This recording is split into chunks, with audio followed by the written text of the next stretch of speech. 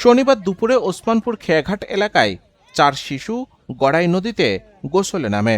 সাঁতার কাটতে কাটতে তারা মাঝ নদীতে জেগে ওঠা একটি চরের দিকে যাওয়ার চেষ্টা করলে স্রোতের কবলে পড়ে।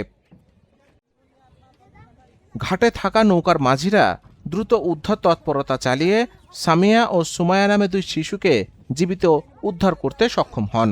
তবে স্রোতের তোড়ে নিখোঁজ হয়ে যায় তাইবা ও সুরায়া নামে অপর 2 শিশু।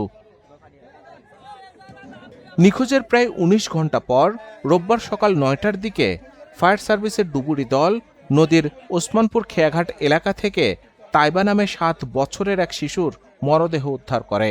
নিহত তাইবা স্থানীয় ফারুকের মেয়ে এবং সে ওসমানপুর সরকারি প্রাথমিক বিদ্যালয়ের শিক্ষার্থী ছিল। অন্যদিকে 8 বছর বয়সী সুরায়া নামে আরেক শিশু এখনও নিখোঁজ রয়েছে। তাকে উদ্ধারে নদীর বিভিন্ন পয়েন্টে তল্লাশি চালাচ্ছে ফায়ার সার্ভিসের ডুবুরি দল ও স্থানীয় জেলেরা। এদিকে নিখোঁজ শিশুর সন্ধানে নদীর তীরে ভিড় করেছেন স্বজন ও স্থানীয়রা। নিহত শিশুর পরিবারে চলছে শোকের মাতম, আর নিখোঁজ শিশুর পরিবারের সদস্যরা অপেক্ষায় রয়েছেন প্রিয় শিশুটির জন্য। গড়াই নদীর স্রোত আর অসতর্কতার কারণেই প্রায় এমন দুর্ঘটনা ঘটছে বলে মনে করেন স্থানীয়রা।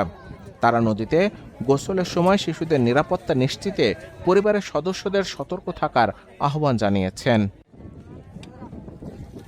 Desk report, news update.